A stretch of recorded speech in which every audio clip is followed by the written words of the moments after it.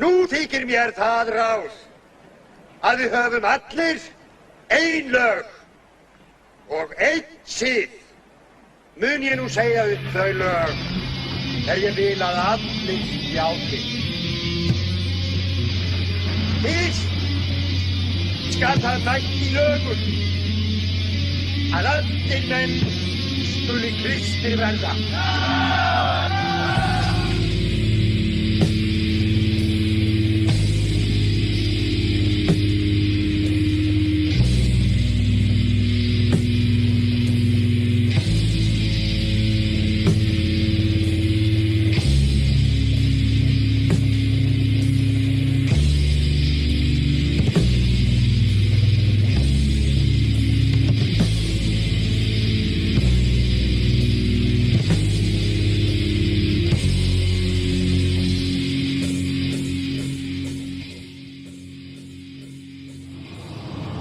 1998, the Viking era. For me, 1998 was the year in many ways, and of course I understand, and my brain tells me that there has been a tremendous development within the scene and within our own band, but still, 1998 was something special to me. So we had all these demo tapes coming out that I really enjoyed, and so for example, Sanctifica in the Bleak Midwinter.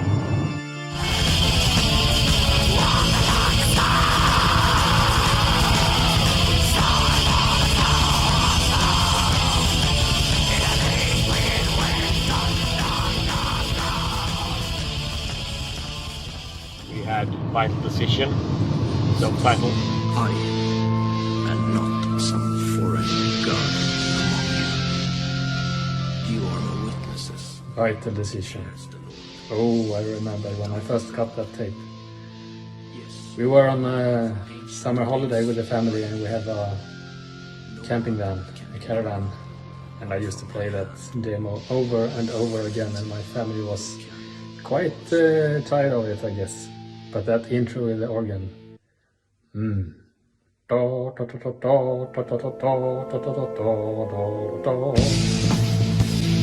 Also for Crimson Moonlight, I know the demo was from 97, but the live recording of the glorification of the Master of Light material was recorded in 98, and that's the one that matters to me.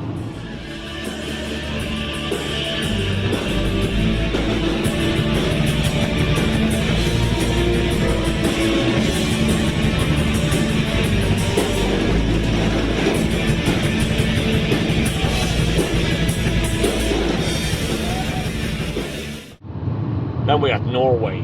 Norway was ahead of us, and they made like proper CDs at that time. So for example, The Return of the Black Death by Antesto, or Kongsblod, if you like that better. That was released in 98.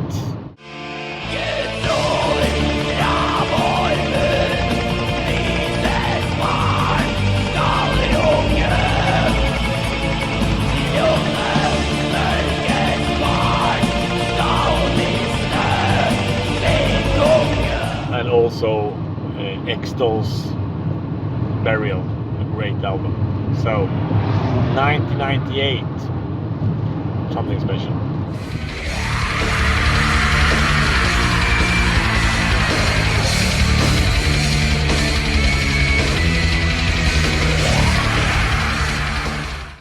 And then maybe a year later, Rickard and Jonas joined, I believe, because me and Carl started.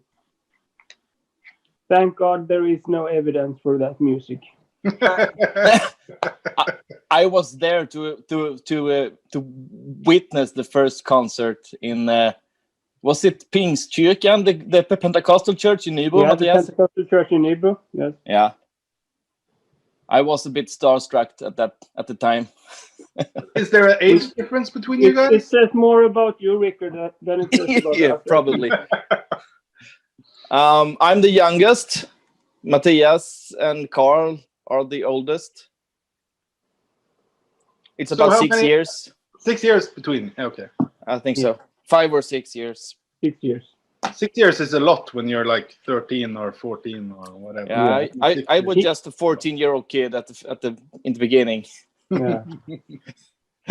We were 19 and 20, so yeah. But we grew up in about the same village. I know it was about 300 people. Lost you there, Jonas. I think you need to speak up, or Oh yeah, sorry.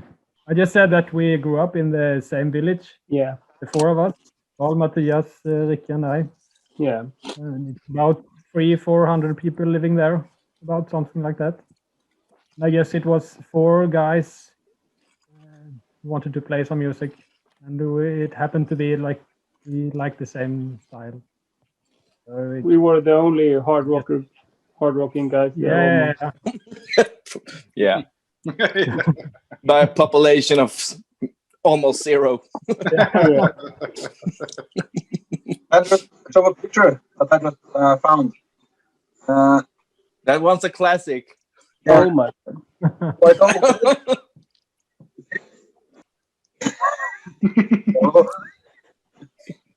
How old is it, Matthias, you think? It must be the 90s, I believe. Yeah. I think I Yeah. got it from Pilgrim. Okay. Yeah. Maybe. Yeah. But is this you? Is this Panther Creator, or is it just Carl and some other guys? Yeah, we had another guitarist first. And then the first bass player and the first guitar player. That is And the first drummer. the first drummer. So it's in 96 actually, has to be, or early 97. Cool, yeah. Yeah. nice. That's logo. didn't tell me, Paul, that you were going to bring all these gems here. I just found them. Had them lying around. Hey, boys. Hello. So, this is our first studio. Not the first studio we were in, but the first that was ours, in a way. Kind of. Yeah. So, Yeah, tell me it's- about it. Yeah, it was first built as a rehearsal for my first band. No, But I it was played in. built as a hen house. Yeah, but yeah, we built it as a studio, as a Yeah. rehearsal. And yeah, So this he- is where we actually recorded even unto the ends of the earth. Yeah, 24 years are gone. So this, we actually set the doors in place ourselves. We couldn't build at all. So this was the mixing room. So this is our...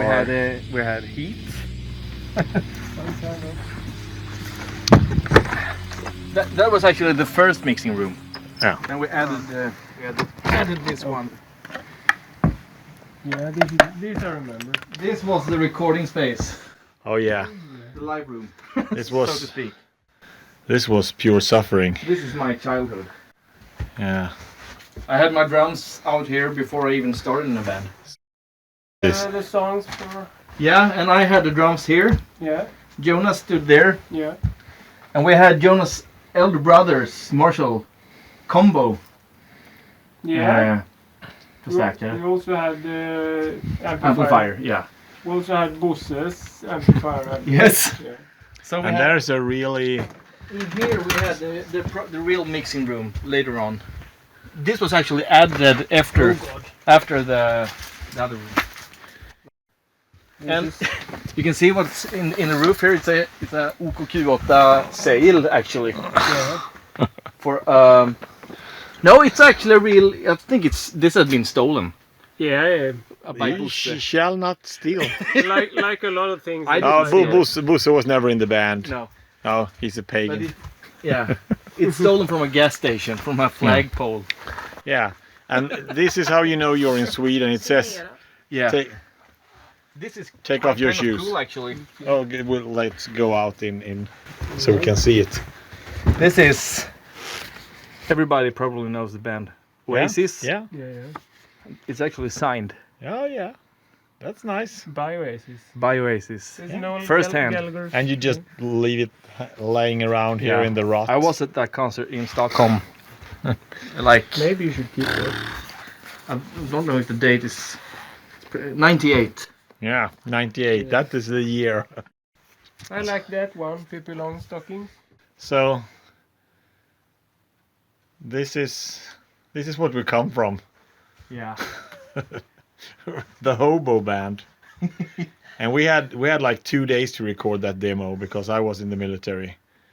And every time Rickard dropped a stick or someone made something wrong, or when I did, Yeah, it we had wasn't to. always me. who No, dropped it wasn't something. always you, but we had Maybe to. Matthias maybe dropped the guitar a few times. I don't know. No, I that think is possible. he pulled out his strings and threw shit around him.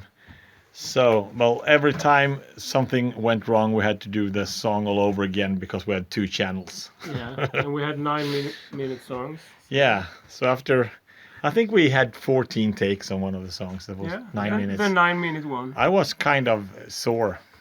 And there was one song, I think it was the song White Robes, that actually never made it to the final demo. Because it had a very weird sound. Maybe. Oh, listen to this. What my mother is calling. Hey, mama. Hey. I remember that we had a lot of help from my dad. He was helping us to get heat in there and electricity, and But my mom has got tired of this building because it's just standing there and it's not so pretty. it's not so pretty. It ain't pretty. So my dad's going to tear it down with his bulldozer tractor. So this is kind of in the last minute to get this on tape. But this is a bit of history. Yeah, it is. It is how we started as a band when it comes to this. We actually rehearsed here for some time. Yeah, we did. Yeah. Like us as a band, with the lineup we have now started here. Yeah. Yeah. This is the beginning of the second beginning. Peace out! Yeah. And then we got Alhaskare. It was recorded in the same shed where we recorded Even Unto the Ends of the Earth. And it was kind of a desperate thing. Matthias, our guitar player, he had moved away 1,000 kilometers to study, and we just wanted to keep the band alive so bad. So we decided to do the next recording, and it felt kind of the ugly duckling afterwards that didn't really fit. However, this long time afterward, I think you can kind of see predictions of what was to come. It's like elements that would come up later and develop into what we are today. So it had to be done. I remember this room from Alhaskare. It's too dark. A keg. Yeah, that's a keg. Norrlands Gullexpot. Yeah. So here we have the mixing table. This is actually a bit of history. It's a song from another band I played in way before, like almost 25, 26 years ago. Is it varmvatten or excubito? No, it's hot water. Varmvatten.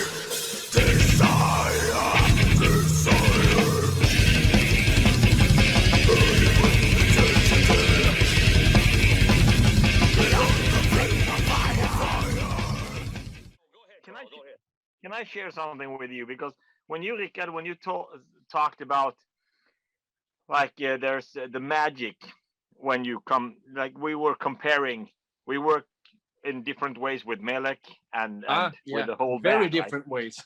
Yeah, and but you says nothing beats the magic when everyone is together and something happens, right? Mm-hmm. So I got this memory from back in the old days, before Songs of Solomon. We had a rehearsal. Yeah, we had a rehearsal room in the parish. The because Jonas' father is a priest, a minister, and so in his house in the basement we had a very small rehearsal room with black walls before the egg cartons. Yeah.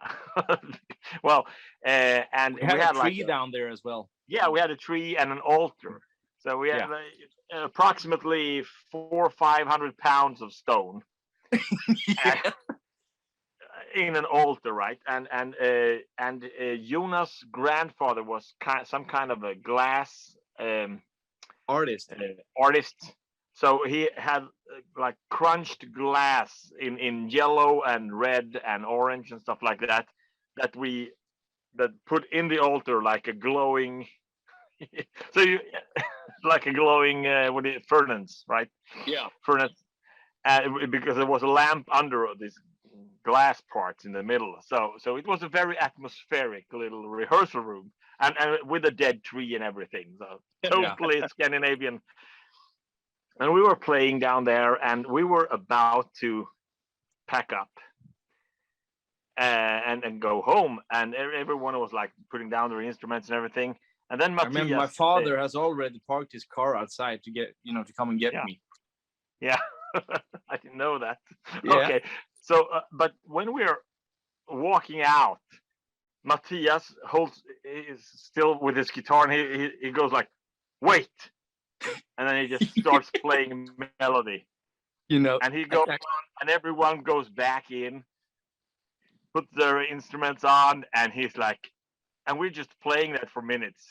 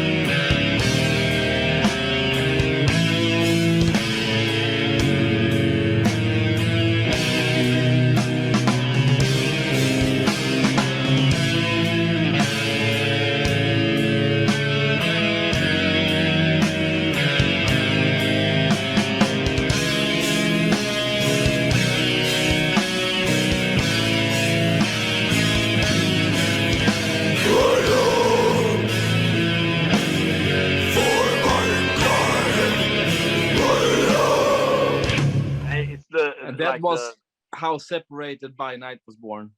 Because that wasn't written, that was born. It was born. Correct. Some parts were written later to put it together as a song, but the like main theme that was born. That was just put down on us from heaven above. And then it just starts. That was magical. That was because you know that if it feels good to you guys playing it right then and there, that other people are going to enjoy it too. Like there's something for a musician that somebody who's not a musician might not understand it, but when you know, you just something clicks in your mind and you're like, yeah, that's it right there. And then you just keep going with it. It's like, the baby's head's popping out and you're okay, time to give birth. Let's go. I'm ready to deliver. Yeah. So I got the funniest story. Maybe there were good cameras back in 2001, 2002, but we did not have them. The kind of cameras with mics that could handle a live gig and such. We did not have those. Now, where were we?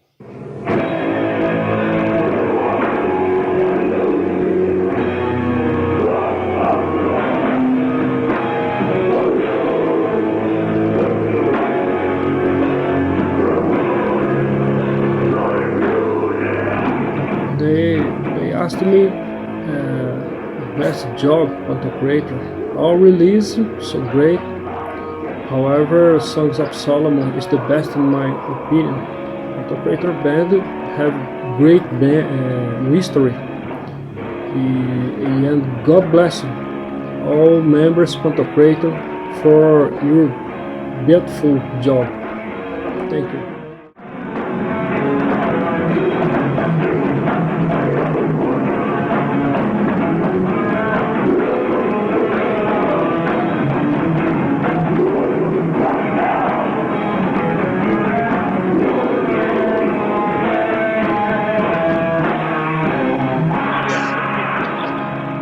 I think every band has like an ethos or like a mythology of the band, and some things get into there, like when this birth of Separated, for example. The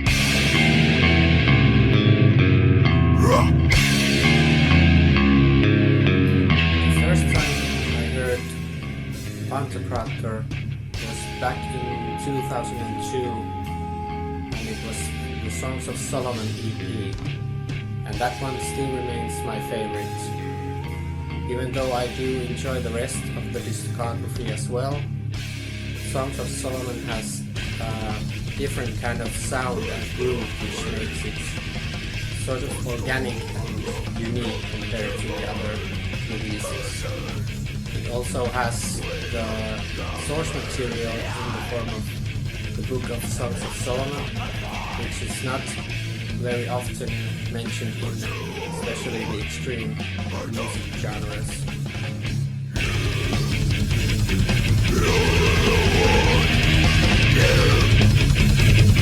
And